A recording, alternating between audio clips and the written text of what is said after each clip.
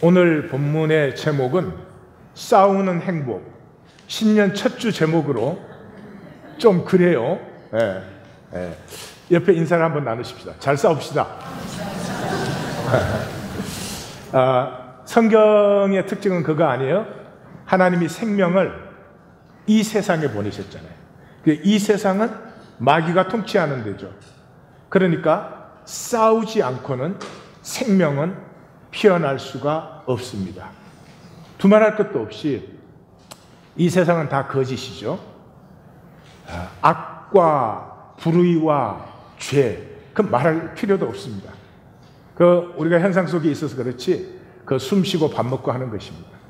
그것과 싸워야 됩니다.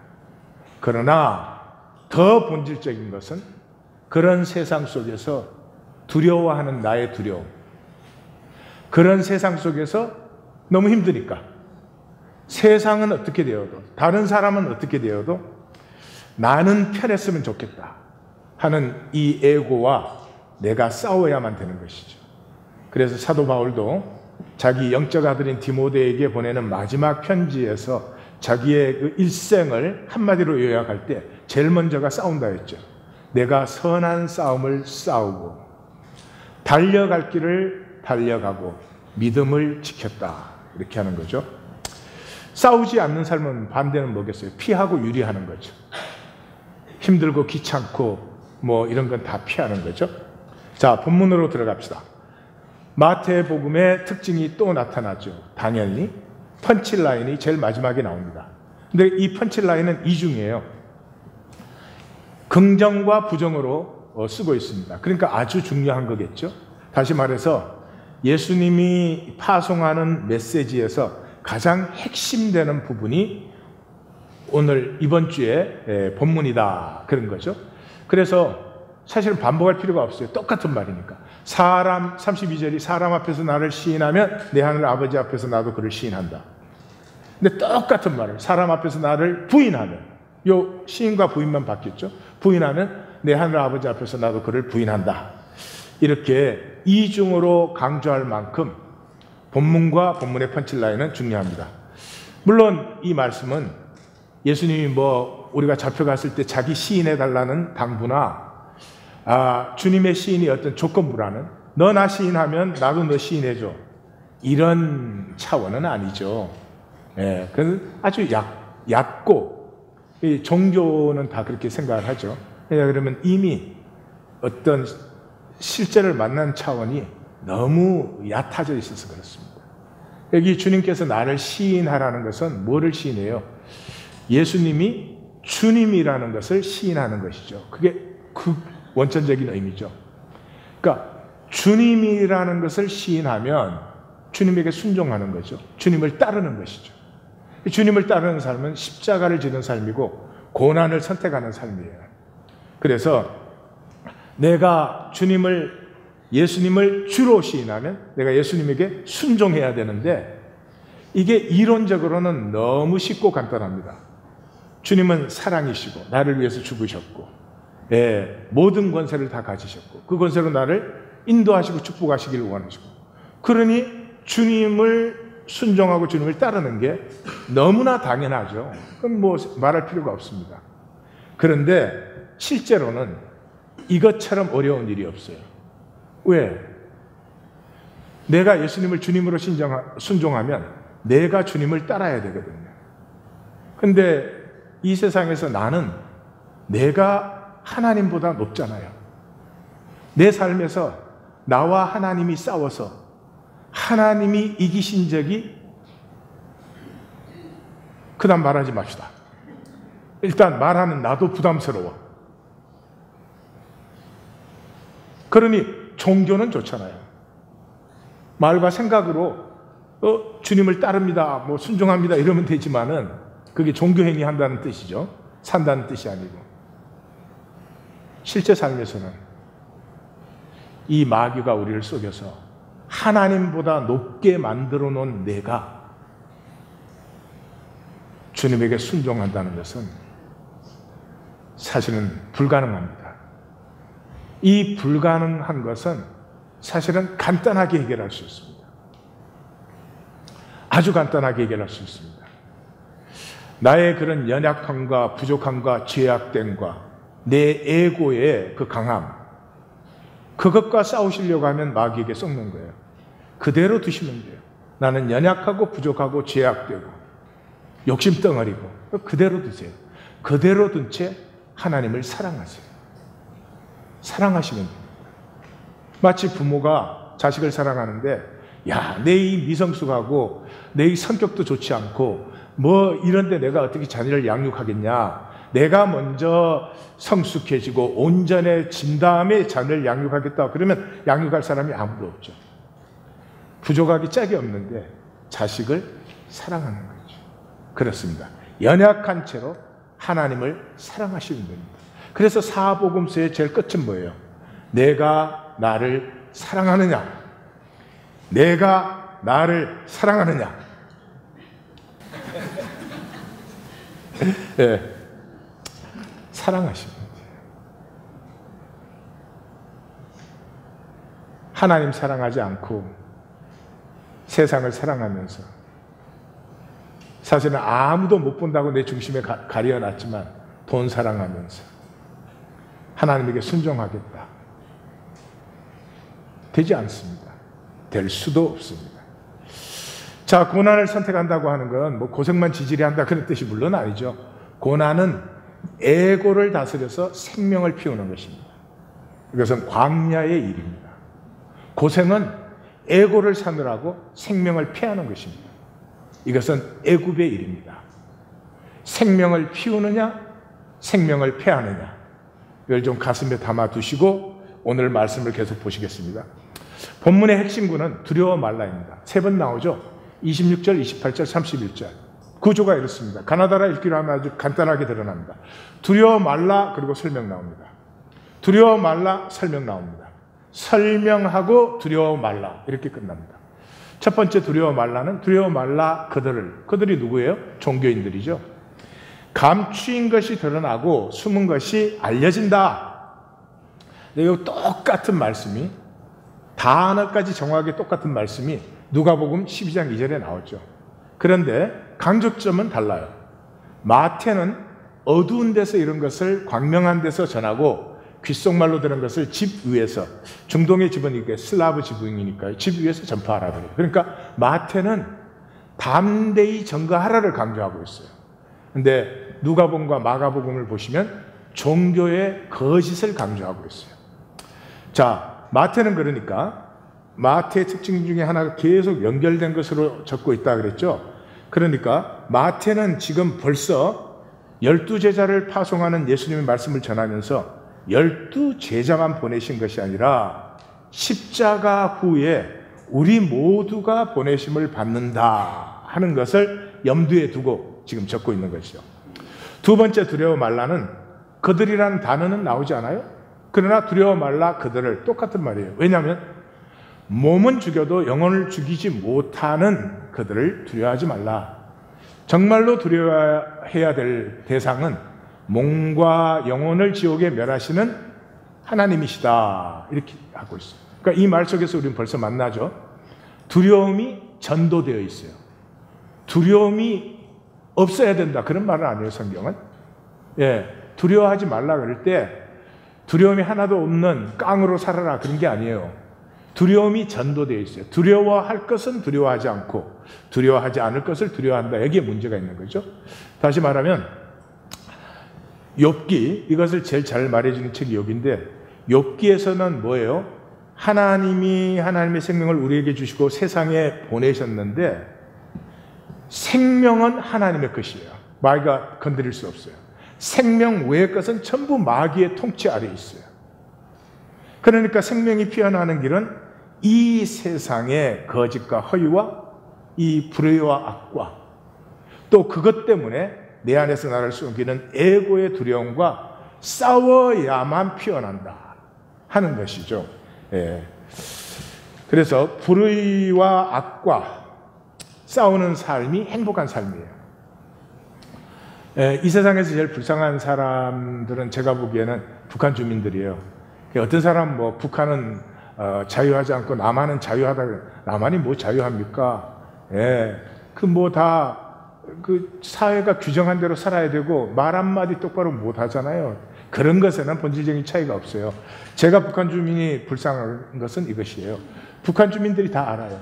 제가 북한을 들어가던 때는 벌써 20년 전에서 25년 전에서 15년 전 그때 들어가도 이미 이 지도원들 없는 데서 만나서 얘기해 보면 남한이 잘 사는 거 알고요. 남한 물건 주면 그렇게 좋아해요. 예, 그리고 그 북한이 독재고 이런 거 다 알아요. 지금은 뭐 배급도 끝났어요. 저는 평양 외에는 어떻게 사는지 정말 궁금해요. 그러는데도 불구하고 북한에서는 아무도 싸울 생각을 안 해요. 너무나 무자비하기 때문에 낌새라도 생기면 법으로 하는 데가 아니잖아요. 증거가 없어도 낌새만 있어도 그냥 일족을 다 죽여버리는 거예요. 이러니까 감히 그 체제가 안 좋다는 걸 다 알지만 심지어 그 당의 고위자고 돈도 있고 권력도 누리는 자들까지 다 알아요. 근데 절대로 싸울 생각을 하지 않아요. 이것은 생명의 기력이 바닥이 되어버린 것이죠. 인간의 어떤 존엄성도 포기한 채 그저 나 하나 안전하고 편한 것밖에는 몰라요. 그런 의미에서 북한 주민이 저는 제일 불쌍하게 보여요. 자, 세 번째 두려워 말라는 설명을 먼저 내요. 참새 한 마리에 두 마리에 한 아사리온 하는데 아사리온은 유대 돈이고 한 아사리온은 10분의 1 드라크마예요. 로마 돈. 그러니까 로마 돈의 제일 작은 단위의 10분의 1이니까 값어치 거의 없죠. 그 한 아사리온에 참새가 2마리나 준대요. 예. 근데 그것도 아버지의 허락 없이는 안 떨어져. 그런데 너희는 머리털까지 다 아신다. 자, 머리털이라는 건 이게 몸에 제일 하찮은 부분이잖아요. 몇 개 빠져도 그만, 몇 개 더 있다고 상관이 없지만은 참 아이러니컬한 것은 사람에게 보이는 세상에서는 이 머리가 중요해요. 그래서 여자들은 이 머리가 나온다 안 나온다 이거 갖고 난리를 치는 거예요. 너희는 마지막은 두려워 말라 그들을 두려워 말라 그들을 마지막 두려워 말라 너희는. 그 너희는 뭐예요? 많은 참새보다 귀하지 않느냐. 여기 뜻은 참새가 아니죠. 온 우주보다 더 귀하지 않느냐. 그런데 너희가 어찌 두려워하겠느냐. 그래서 두려움에 붙들린 삶, 우리 이 땅의 삶은 두려움에 붙들림 받았어요. 두려움이 없어야 된다는 말이 아니라고 그랬죠. 두려움이 전도되어 있어요. 두려워해야 될 것은 두려워하지 않고 두려워하지 않을 것은 두려워해요. 두말할 것도 없죠. 하나님은 안 두려워해요. 돈은 무척 두려워해요. 예, 그러면 생명은 끝난 것이다 이런 말이죠. 그래서 이 에고의 삶은 학습된 무기력을 가지고 있어요. 실험이 많습니다. 사람 실험도 있고 개, 코끼리, 붕어 얘기 들어보셨죠? 코끼리 열을 때 이렇게 쇠사슬에 채워서 기둥에 묶어두면은 이게 다 커서 그 새기둥이나 이 묶어둔 껌보다 훨씬 힘이 몇백 배 강해진 후에도 묶어만 두면은 움직이지 않아요. 붕어를 어항에 넣어서 이쪽에다가 붕어들이 좋아하는 이제 실지렁이를 두었어요. 배가 고프면 와서 먹습니다. 그러다 어느 날 가운데다가 유리벽을 세웠어요. 그러니까 붕어는 모르죠? 오다가 부딪혀요. 오다가 부딪혀요. 어느 정도 시간이 지나가면 이 유리를 빼줬습니다. 그런데 이쪽에 밥을 안 주기 때문에 붕어들이 굶어 죽어가면서도 이쪽으로 넘어가지 않아요. 학습된 무기력. 개를 가지고 실험을 했어요. 어릴 때 강아지일 때 좀 높은 이 벽이 높은 그 틀에다 집어넣어서 길렀습니다. 강아지 때 그걸 넘으려고 뛰고 그런데 못 뛰어넘죠. 근데 이게 자랐습니다. 자라면 이제 훌쩍 넘을 수 있는데 절대로 넘어가지 않는 것입니다. 만약에 실험이 거기에서 다 끝났다면은 별로 실험적인 가치가 없었을 거예요. 그런데 아주 드물게 개 실험을 하는데 몇백 명의 개 중에서 그걸 뛰어넘는 그 개가 한두 개 생기는 거죠. 그래서 생명이라는 것이 무엇인가에 대해서 생각하게 하는 것이죠. 아무리 상황이 억눌러도 억누르지 않고 싸우는 녀석이 있더라는 거죠. 자, 행복한 삶. 우리는 행복을 원하는데 행복한 삶 그럴 때 세 가지가 들어있어요. 즐거워야 돼요. 즐김이 있어야 돼요. 그러니까 뭐 맛있는 음식을 먹는다든지 친구들과 좋은 파티를 연다든지 뭐 여행을 간다든지 모르겠어요. 하여튼 즐거움이 있어야 돼요. 두 번째, 좋은 삶이어야 돼요. 좋은 삶이라고 하는 것은 무언가 몰입할 것이 있는 거죠. 일을 할 때 일에 열중한다든지 뭐 취미생활 할 때 열중을 한다든지 뿐만 아니라 의미가 있어야 돼요. 의미 있는 삶이어야 돼요. 의미 있다는 말은 가치가 있다는 말이죠. 내가 즐기고 몰입도 하는데 아무 가치도 없다. 그럼 행복할 수가 없는 거죠. 그런데 행복은 목표가 아니에요. 행복은 감정이잖아요. 어떤 일에 대해서 결과적으로 느껴지는 감정이에요. 그렇기 때문에 감정은 인간을 움직이는 심리적 기제이지 그 자체가 목적이 되어서는 안 돼요. 근데 에고에 속은 삶은 감정이 항상 목적이 돼요. 감정을 자기가 세티스파이 시키는 게. 그래서 감정은 동기가 되지만 목적 자체는 될 수 없어요. 목적이라면 뭐 맨날 마약하면 되겠죠. 마약하면 그 순간만큼은 뭐 행복하니까 행복한지 모르겠어요. 그런데 행복이 목표가 될 수 없는데 이 현대사회는 행복을 강요해요. 심지어 행복하지 않으면 죄책감까지 느껴요. 결과가 뭐예요? 정신적인 불안이에요. 행복해야 되는데 행복하지 않단 말이에요.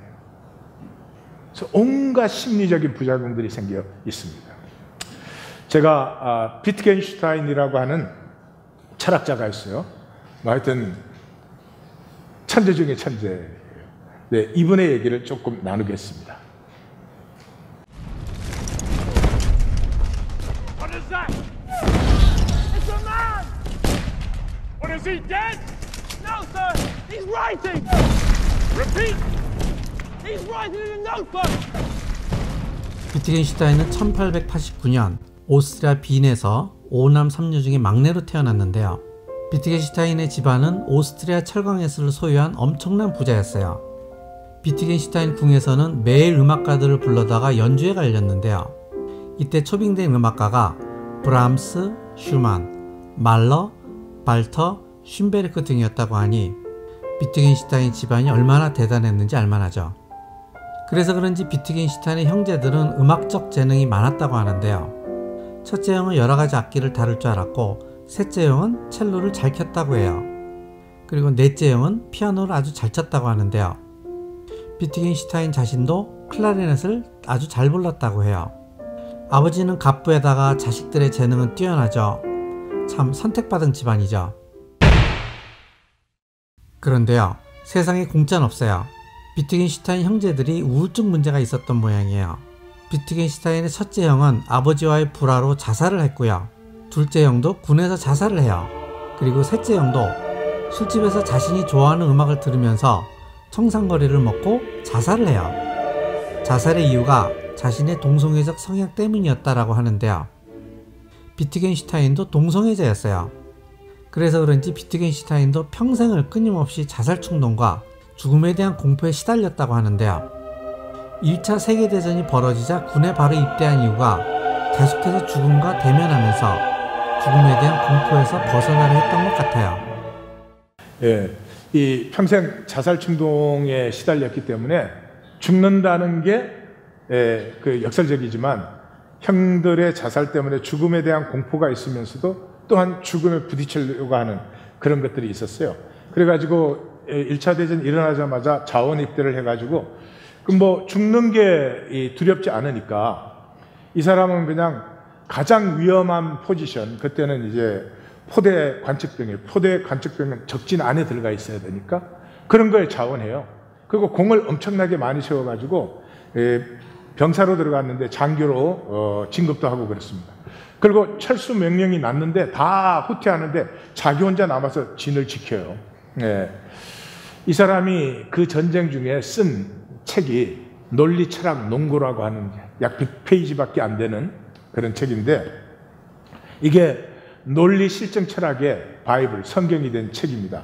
그래서 이탈리아에서 이제 포로가 됐는데 그 자기 아버지가 뭐 유럽의 재벌이니까 그 석방시키도록 그 손을 써가지고 석방이 되게 됐는데 석방도 거부했어요. 내 부하들은 여기 있는데 나 혼자 석방될 수 없다. 그래서 전쟁 끝나고 돌아왔는데 전쟁 끝나고 돌아오니까 그 아버지가 이제 철강 회사였으니까 전쟁 때 얼마나 철을 많이 써요. 그러니까 엄청난 부자가 되어 있는데 그것뿐만 아니라 이 사람이 미국 채권을 엄청나게 사들였어요. 전쟁 때. 근데 전쟁이 딱 끝나니까 어떻게 됐겠어요? 미국 채권은 몇십 배로 올라가 가지고 그 유산을 다 이제 상속받았어요. 그런데 그 상속받자마자 그 형제와 자매들과 예술가들에게 그걸 다 나누어 줬어요. 자기는 방 한 칸, 그리고 간단한 가구 몇 개, 평생을 거의 극빈자 같은 그런 청빈한 삶을 살았습니다. 돈이 필요치 않다. 그렇게 생각한 것 같아요. 뭘 몰라. 그래서 이 논리 철학 논거를 쓰고 나서 이분은 자기가 이제 철학의 모든 문제를 해결했다고 생각을 했어요. 그래서 이제 떠나서 초등학교 교사로 가서 아이들을 가르쳐야 되겠다. 이 세상을 이렇게 바꾸려면 아이들부터 바꿔야 된다. 그러는데 부모들이 이 비트겐슈타인을 이해했을까요? 못했을까요? 부모들이 원하는 건 올에이즈고 뭐 이런 거겠죠. 그러니까 맨날 부모들하고 이제 부딪히고 갈등이 생기는데 그 사이에 자기가 쓴 논리철학 논거에도 허점이 있다는 걸 느끼기 시작했어요. 그런데 이제 케임브리지 대학에서는 어떻게 하든지 비트겐슈타인을 돌아오게 하려고 이 사람이 가진 것을 세상에 내놓게 해야 되는데 그렇게 해서 이제 케임브리지로 복귀하게 됐습니다. 복귀하게 되는데 이때 마중 나간 사람이 케인즈예요. 케인즈는 경제학에서 신으로 불리는 사람이에요. 사실은 경제학을 잘 아시는지 모르겠지만 이제 아담 스미스라고 하는 사람이 아담하기 시작한 게 경제학이에요. 그런데 이 아담 스미스의 그 이론은 자유방임주의예요. 유명한 말 있죠. 시장은 보이지 않는 손이 있다. 그러니까 놔두면은 시장이 알아서 한다. 시장에 개입할수록 시장을 망친다 이거죠. 그런데 이제 대공황을 지나면서 케인즈가 아니다. 이 시장 자체가 괴물이 될 수 있다. 그렇기 때문에 정부가 개입하고 계획 경제를 해야 된다. 뭐 이래가지고 지금도 양쪽이 싸우는 사람들 보면 이상해요. 양쪽이 다 맞잖아. 양쪽이 다 틀리고. 모든 걸 해결한 거예요 지금. 그래가지고는 그 케인즈가 이 비트겐슈타인을 마중을 나갔어요. 그때는 철도니까. 그때 자기 부인에게 편지를 쓰면서 신이 돌아왔어. 그렇게 편지를 썼어요. 별로 감동을 안 하시는데. 그래가지고 이제 돌아오니까 이 사람은 학위가 없어요. 공부를 뭐 제대로 한 적이 없으니까. 뭐 박사는 물론 없고 석사도 없고 학사도 제대로 된 게 없고. 그러니까 이 학생들을 가르치게 해야 되는데 그래도 뭐 학위가 있어야 되겠다고 생각을 한 것 같아요. 어리석죠? 그래서 논리 철학 논거를 가지고 박사학위 심사를 했어요. 그래서 심사위원들에게 심사를 다 받고 나서 비트겐슈타인이 이렇게 심사위원들에게 이렇게 말했어요. 내 논문을 이해하지 못했다고 너무 낙심하지 마시오. 나는 당신들이 이해할 것으로 기대하지 않았어. 그랬어요. 그래서 62세 때에 전립선 암 판정을 받습니다. 그래서 3개월밖에 이제 못 산다. 그래가지고 3개월 정도 살고 죽었어요. 근데 그 전립선 암 판정을 받았을 때 아주 좋습니다. 라고 얘기를 했어요. 이분의 마지막에 그 사건 하나를 제가 또 나누겠습니다. 모임이 시작되기 바로 전에 멜컴이 복도 끝에서 걸어오는 모습이 보였다. 그의 팔에는 윈드 재킷과 낡은 군복 바지를 입은 가냘픈 노인이 기대어 있었다. 만일 지성으로 빛나는 얼굴이 아니었더라면 사람들은 그를 멜컴이 추위를 피하게 해주려고 데려온 거리의 불황자쯤으로 간주했을지도 모른다. 나는 게스에게 속삭였다. 야, 저 사람이 비트겐슈타인이야. 게스는 내가 농담을 하고 있다고 생각했던지 농담하지 말라는 식의 말을 했다. 이때 블랙이 일어서서 그 야윈 노인에게 말을 했다. 비트겐슈타인 교수님, 한 말씀 부탁드려도 되겠습니까? 블랙이 비트겐슈타인이라고 말하자마자 그 자리에 모인 학생들이 숨을 크게 멈추는 소리가 났다. 당신은 이 점을 기억해야 한다. 비트겐슈타인은 1949년의 철학세계에선, 특히 코넬에선 신비스럽고 두려운 이름이었다. 그 숨이 멎는 소리는 블랙이 플라톤, 한 말씀 부탁드려도 되겠습니까? 라고 말했을 경우에 생겼을 것과 같은 것이었다.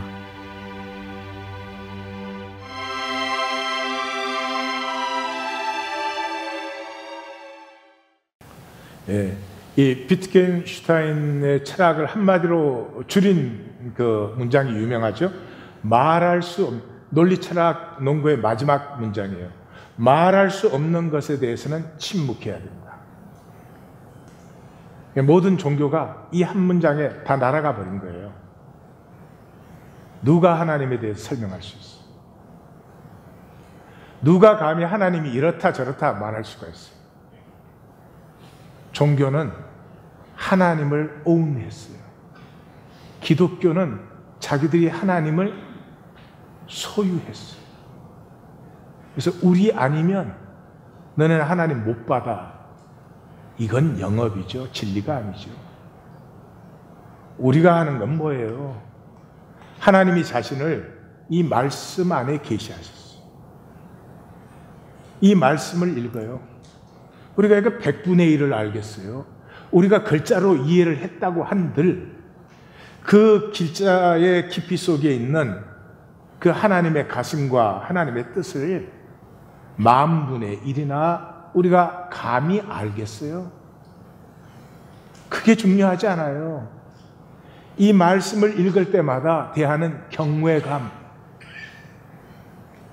내가 아는 것과는 전혀 다른 세계를 펼치고 보여주시는 그 경외감으로 삶의 인도를 받는 것이지, 어떻게 하나님이 이렇다 저렇다 이래라 저래라 하면 하나님을 소유할 수 있다, 이런 건 아니죠. 말할 수 없는 것에 대하여서는 침묵해야 한다. 이게 논리철학 논구의 결론이에요. 평생 자살 충동에, 죽음에 대한 공포에, 성격도 괴팍해서 외로운 삶을 살았어요. 그런데 죽을 때 유언을 그렇게 남겼어요. 아무것도 없으니까 다른 건 남길 게 없죠. Tell them I've had wonderful life. 나는 정말 행복한 삶을 살았다고 전해주십시오. 예, 행복한 삶이었어요. 왜? 즐긴 것은 많지 않아요. 그러나 자기가 즐길 것은 충분히 즐긴 분이에요. 두 번째, 자신이 좋아하는 철학에 평생 몰입했어요. 포탄이 옆에 떨어지는데 적고 있는 사람이에요. 적다가 죽으면 그걸로 좋은 거죠. 뿐만 아니라 성과도 남겼어요. 보람이 있었어요. 이것이 행복한 삶이에요. 이 행복한 삶을 우리에게서 뺏는 것은 두려움밖에 없습니다. 두려움은 뭘로 나타날까요? 욕망으로 나타납니다. 두려운 사람은 자기를 살지 못해요. 그냥 좋다는 것은 자기한테 다 끌어들여야 된다고 생각해요. 그래야 하나도 못 끌어들이는데 그 허무한 욕망에 평생을 다 떠내려 보낸 것이죠. 계시록에 들어가시면 두 가지의 이김이 나와요. 2장과 3장에서 이 땅의 교회, 7교회의 모든 결론은 이기는 그에게는 이렇게 나와요.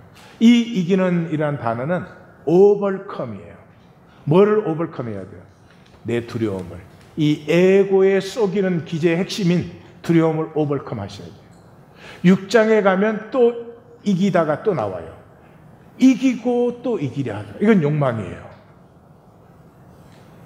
목적도 없고 무지막지한 두려움 때문에 무조건 이겨야 돼. 무조건 너보다 내가 잘나야 돼. 너보다 못나고는 살 수가 없어. 너보다 내가 많이 가져야 돼. 너보다 적게 가지면 불안한 거예요. 지금 우리가 뭘 더 가져야 되겠습니까? 우리 한 대 위만 해도 새끼 밥 먹는 게 큰 소원이었습니다.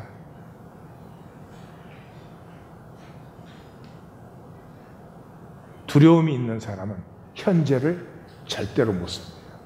현재로 충분히 자족할 수 있는데 현재를 못 살고 지금은 안 되고 뭔가 더 채우면 그게 다 넘어가 버려요. 정말로 이겨야 될 것은 자기 자신의 두려움인데 이 두려움이 있으면 욕망으로 나타난다 그랬죠. 욕망을 좀 보십시다. 우리 사람에게는 욕구가 있어요. 욕구. 식욕, 수면욕, 배설욕 이런 욕구가 있죠. 욕구는 채워져야 돼요. 욕구가 채워지지 않으면 살 수가 없죠. 근데 욕구가 채워져도 우리에게는 불만족이 있어요. 왜 그러냐 그러면 욕구보다 우주만큼 더 큰 욕망으로 우리 자신을 그냥 덮어 써버렸어요. 마귀에게 쏘가서 하나님 같이. 그러니 평생을 나됨을 피우지 못하고 욕망을 채우려는 허무한 몸짓에 떠내려가는 것이에요. 근데 에고는 욕망을 채우는 걸 원하기 때문에 알아요. 무엇이 건강한 것인지, 어떻게 살고 싶은지, 내가 정말 피우고 싶은 것은 어떤 삶인지 알아요. 그러나 에고를 이길 수가 없기 때문에 허무한 쪽으로 끌려가 버리고 말아요. 욕망은 충족되지 않습니다. 충족될 수도 없습니다. 왜냐하면 욕망은 나의 나르시즘. 나르시즘이라고 하는 것은 어릴 때 내가 하나님과 동격화 된 상태예요. 우주와 내가 하나예요. 내가 배고프면 엄마가 내 배고픈 걸 알아. 내가 뭘 먹고 싶을 때는 어디에서든지 그것이 나에게 채워진다고 생각을 해요. 이 나르시즘의 상태와 이 세상의 기분, 이 세상이 우리에게 주어진 건 많잖아요. 인류 학교를 다녀야 돼. 돈 많이 버는 직장을 잡아야 돼. 남보다 잘생겨야 돼. 머리카락은 적은 게 좋은데 많아야 돼. 차는 비싼 차를 타야 돼. 뭐 등등등 많잖아요. 얼마나 많아요? 무한히 많아요. 그 무한을 내가 다 채워. 이게 나의 나르시즘의 기분 디자이어, 칼로나이즈드 디자이어, 식민지화된 욕망까지 들어있으니까 이건 채워지지가 않죠. 채워지지 않는 그 본질적인 의미는 그것이 허무예요. 실체가 아니기 때문에 채워질 수가 없어요. 주의하셔야 되는 것은 종교는 또 욕망을 없애야 된다 이렇게 가르쳐요. 욕망을 없애는 욕망이 하나 더 생길 뿐이에요. 속지 마세요. 이 욕망에서 자유하는 것은 욕망과 싸우는 것이 아니고요. 실체의 세계를 만나요. 실체의 세계를 만나요. 그 아이가 태어났을 때, 그 아이가 처음으로 눈을 뜰 때, 그 눈과 마주침 속에서 행복함. 그때는 행복함이라고 이렇게 생각하는 게 아니죠. 그 눈길 하나가 우주 전체보다 더 만족스럽고 귀해요. 실체이기 때문에. 작은 감동 하나가 가슴을 터치할 때 무엇이 있어야 된다, 없어야 된다, 그 에고의 허무한 그 어지러운 욕망들이 그냥 사라져 버리죠. 그 자체가 영원이고 그 자체가 충만이고 그래요. 이게 하나 되었을 때의 통함이에요. 우리의 에고로 보는 저 나무는 나와 상관이 없고 나의 이익에 관계되지 않는 아무런 의미가 없습니다. 그러나 실체의 세계에 들어가면 저 나무가 지금도 나에게 말하는 것이 있고 내가 나누는 것이 있어요. 이 세상이 이렇게 공의 덩어리로 결코 만들지 못합니다. 그래서 욕망이 아무리 무한하고 에고가 아무리 썩여도 우리 존재에 작은 감동이 가꾸어질 때 그때 비로소 죽어도 좋다는 만족을 느껴요. 예수님은 요한복음 15장에서 이것을 아주 잘 표현해 주십니다. 요한복음 15장은 나는 포도나무요 너희는 가지니, 한 생명이라는 걸 말씀하는 장이죠. 같이 읽겠습니다. 내가 너희 안에 거하고 내 말이 너희 안에 거하면 무엇이든지 원하는 대로 구하라. 그리하면 이루리라. 너희가 내 안에 거하고 거꾸로 읽었어요. 예, 조건과 상황의 세계에서는 무한 목마름이에요. 채우는 순간 채우는 것에 2배의 목마름이 생겨요. 그런데 하나가 된 세계에서는, 하나가 된 세계에서는 남편과 아내의 가슴이 하나가 될 때 작은 그 가슴의 터치 하나, 그것이 우리의 실체를 일깨우지 않아요. 그것이 우리의 영혼을 일깨우잖아요. 11절 있습니다. 내가 이것을 너희에게 이름은 내 기쁨이 너희 안에 있어 너희 기쁨을 충만하게 하려 함이라. 행복은 세상 길로 오지 않습니다. 조건과 상황을 만족시켜서 오는 것이 아니고 하나됨이 있고 내가 원천 세계에서 하나 되었던 그 하나됨이 회복되고 그 하나됨에서 느끼는 작은 감동의 역사가 내 생명을 그렇게 풍성하게 하고 내 생명을 그렇게 복되게 느끼게 하고 내 생명의 아름다움과 신비를 느끼게 하는 것입니다. 빼앗기지 마십시오. 이 임재 안의 그 하나됨과 이 통의 길을 마태는 전해주기 위해서 이 얘기를 계속하고 있어요.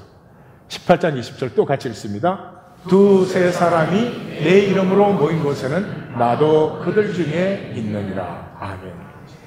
이 세상은 모든 것이 제대로 되어 있습니다. 그런데 하나님이 만드신 제도는 딱 하나죠. 가족입니다. 이것도 제도기 때문에 역사의 마지막에 폐해집니다. 그러나 이 제도만큼은 하나님의 실체를 담을 수 있는 능력이 있습니다. 영적 가족이 되어야 됩니다. 종교 아닙니다. 이번 새벽성회를 통해서 제가 받은 이제 묵상 제목이 하나 있는데 대극의 법칙이에요. 이번 그 새벽성회는 대극의 법칙을 우리가 많이 보았습니다.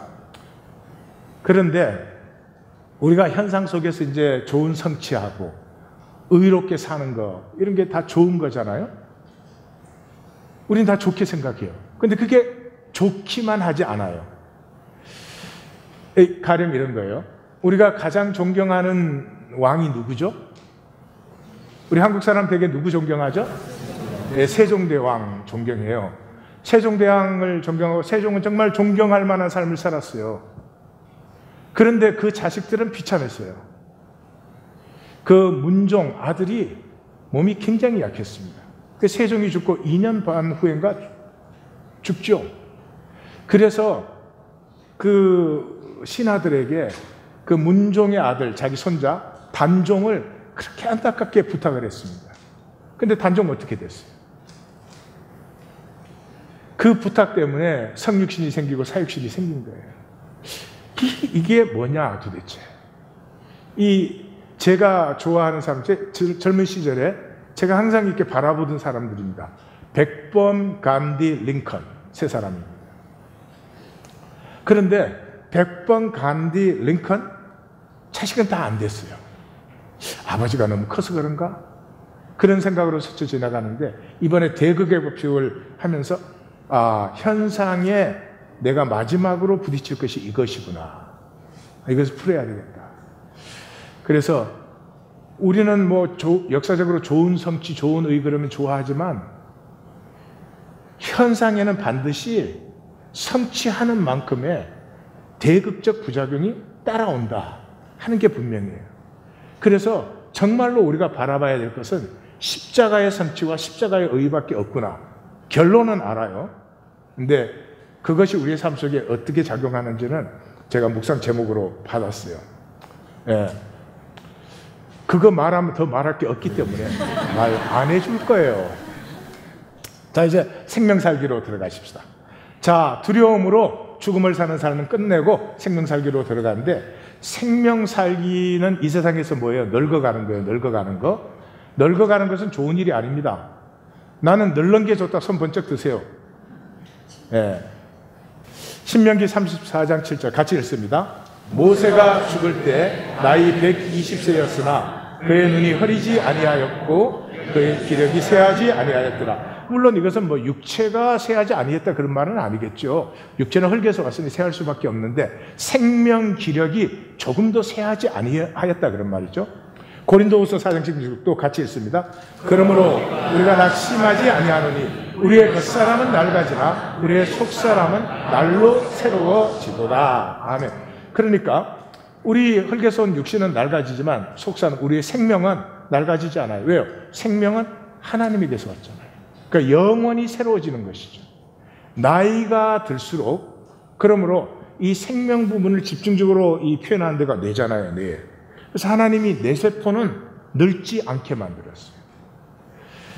나이가 들수록 뇌세포는 생성이 활발해집니다. 다시 말해서 새로운 신경회로가 핵심이죠. 근데 나이가 들수록 더 많이 발달되고 새로워져요. 그러니까 나이가 들어서 요즘 정신이 흐리해. 잘 잊어먹어. 네 언제 나한테 돈 빌려줬냐? 그러니까 다 작전이에요, 작전. 네. By the way, 저한테 돈 빌려주신 분 친교실에서 저한테 오지 마세요. 나 다 잊어먹었어. 네. 청문회 가면 다 잊어먹었다 그래요. 그건 거짓말이에요. 이게 제일 먼저 이게 출발된 게 미네소타에 있던 맨케이틀 수녀원이에요. 수녀님들이에요. 이 맨케이틀 수녀원의 수녀님들은 이게 40년 그때 얘기예요. 다 80세, 90세까지. 그러니까 그때는 굉장히 장수하시는데 장수하시는 것보다 더 중요한 거는 임종 직전까지 몸과 마음이 건강해요. 그 캐톨릭이니까 이 가르치신 분들은 교사직을 임종하시기 그 전날까지 가서 학생들을 가르쳐요. 봉사하시는 분들도 조금도 부족함이 없이 봉사활동 다 해요. 그래서 굉장히 이슈가 됐어요. 그래서 이분들이 우리가 죽은 다음에 전체가 다 뇌를 과학계에 기증합니다. 우리 뇌를 연구하도록. 그렇게 해서 이 첫 연구가 이루어졌는데 그래서 발견된 게 우리의 뇌는 늙지 않는다는 거예요. 나이가 들수록 뇌세포가 생성이 활발해지고 신경회로가 더 발달된다고 하는 것이에요. 그 이후에 이것과 같은 실험들은 굉장히 많이 이루어져 있습니다. 뇌는 쓸수록 발달해요. 그러니까 나이 드시면서 드라마나 보고 이제 내가 뭐 하겠냐 이러지 마시고 책도 더 읽으시고 논문들도 좀 갖다가 읽으시고 비트겐슈타인이 뭐야? 비트가 몸에 좋다고 했다며? 그거 한번 읽어보자. 뭐 이렇게 쓰실수록 좋아지는 거예요. 제가 오디오 하나 더 나누겠습니다. 성장하라. 인생에서 유일한 목표는 성장하는 것이다. 우연은 절대 없다. 바다가재의 몸통은 어느 시점이 되면 껍질보다 웃자란다. 딱딱한 껍질 안에 속살이 꽉 들어차면 너무 불편해 껍질 안에서는 더 살 수가 없다. 사실 바다로 나가 더 큰 껍질을 만드는 일이 바다가재의 생존에 아주 중요하다. 그리하여 바다가재는 매우 위험한 일에 나선다. 아무런 보호막도 없이 뾰족뾰족한 산호에 찢기고 육식 물고기의 먹이가 될 위험을 무릅쓰고 먼 바다로 나간 바다가재는 이런 위험한 환경에서 낡은 껍질을 벗는다. 심지어 그 위험천만한 순간에도 무리를 이루거나 동굴에 숨지 않는다. 말하자면 홀로, 그것도 아무런 보호장치도 없이 껍질을 벗는다. 속살을 감싸고 있던 딱딱한 껍질 전체가 떨어져 나가면 그 안에 있던 분홍색의 얇은 막이 이전보다 더 딱딱하고 큰 껍질로 자란다. 만약 당신이 바다가재 처지라고 할 때 현재의 자신을 고수한다면 그 안에 갇히거나 너무 크게 자랄 것이다. 심지어 죽음에 버금가는 최악의 상황을 맞을 수도 있다. 불행히도 노인들은 지금까지의 습관에 더욱 집착하는 경향이 있다. 때로는 변화 혹은 눈앞에 펼쳐진 거친 바다에 맞설 용기가 부족할 수도 있다. 성장은 부속품이 아니라 끊이지 않고 이어지는 과정이어야 한다. 정말이지 작은 껍질 안에 머물러야 할 아무런 이유가 없다. 상상력, 유희성, 용기, 모험심, 지속적인 배움 등은 평생에 걸쳐 우리와 함께한다. 성장이나 행복, 다시 젊어지는 것에 대한 책임은 어느 누구도 아닌 바로 우리 자신에게 있다. 어떤 남편이 50살의 아내에게 그녀를 행복하게 만드는 것의 목록을 만들어 보라고 했다. 목록에 적힌 내용은 전부 남편으로 시작해서 남편으로 끝났다. 스스로의 행복과 자기 완성을 위해 변화가 필요한 때에 남에게만 의존하려고 한다면 어떻게 더욱 폭넓고 풍부한 삶을 살 수 있겠는가? 네오테니의 명백한 교훈은 변화하거나 오랜 꿈을 실현하는데 또 새로운 꿈을 꾸는데 너무 늦은 나이란 절대 없다는 것이다. 로라 잉글스 와일드는 65살에 8권짜리 작은 집 시리즈의 첫 소설 큰 숲속의 작은 집을 출간했다.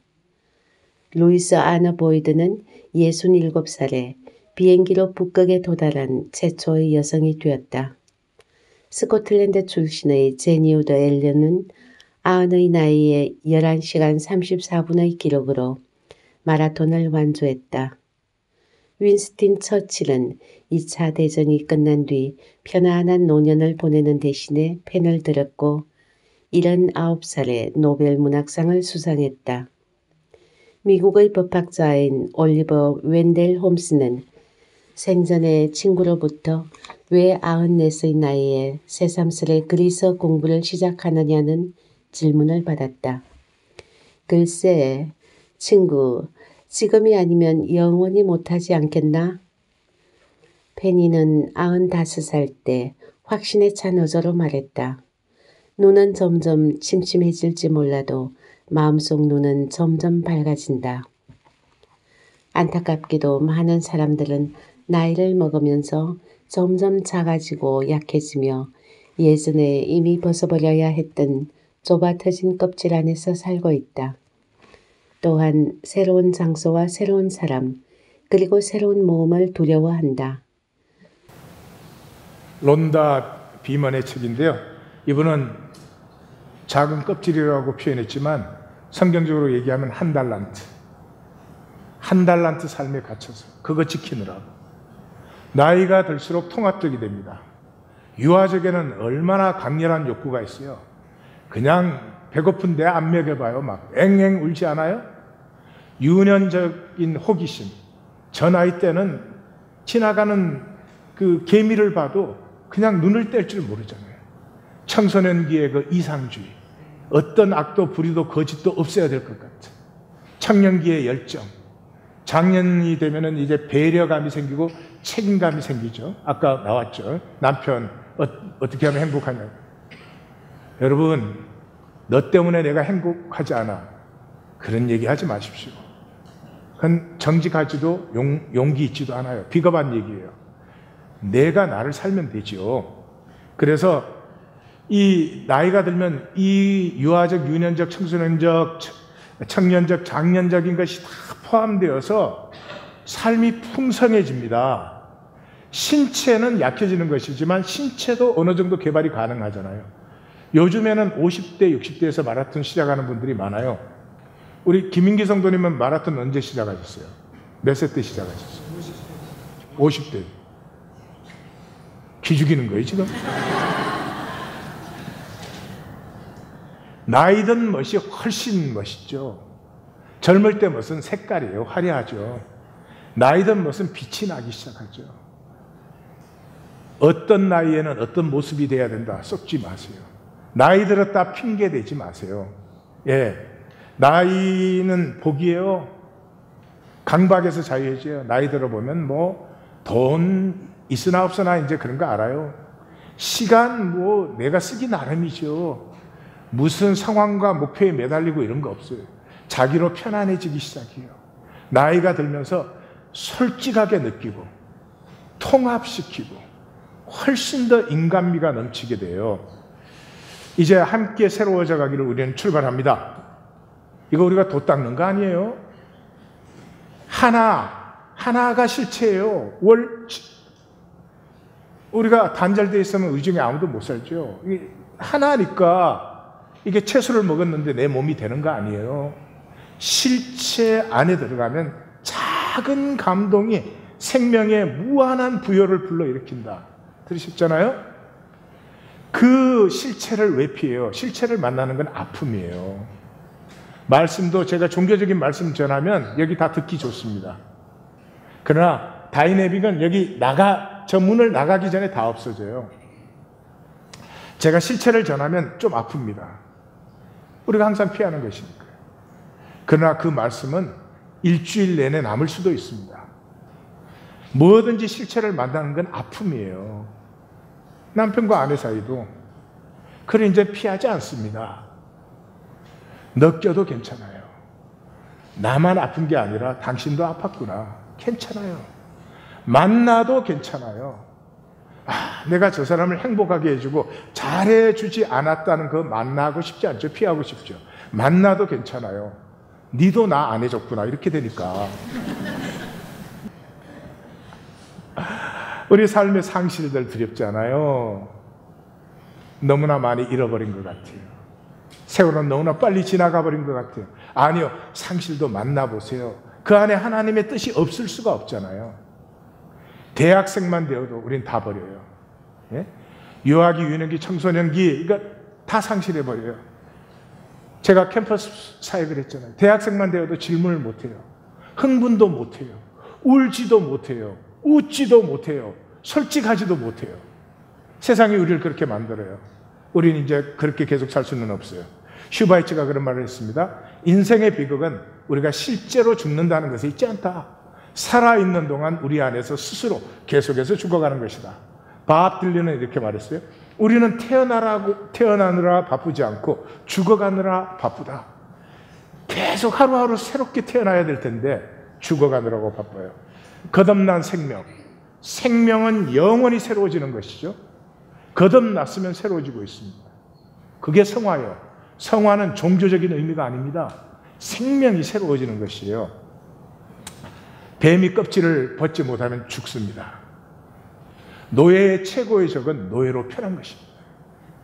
이 세상은 우리를 그렇게 만듭니다. 남이 어떻게 되어도 불의와 거짓과 악이 가득해도 나만 편하면 된다. 절대로 나만 편하지 않습니다. 북한이 좋은 샘플 아닙니까? 북한의 모든 사람은 자기만은 편하고 안전하고 싶은데 전체는 어떻게 되겠습니까? 저런 저주가 세상에 어디 있어요? 이제 우리는 두세 사람이 주님의 임재라는 실체 안에 만나서 우주와 내 안의 신비를 느끼기 시작할 것입니다. 이 단절의 거짓, 대립을 극복하고 통합의 선을 가꾸실 것입니다. 생명을 알면은요, 모든 것을 다 팔아. 이 말이 이해가 됩니다. 생명을 모르면 생명이 한 끼 밥의 가치도 없어요. 한 끼 밥, 그게 더 중요하지 생명이 중요한 줄은 몰라요. 왜? 모르기 때문에. 생명의 시간으로 들어갑니다. 5분 줄였습니다. 기도하십시다.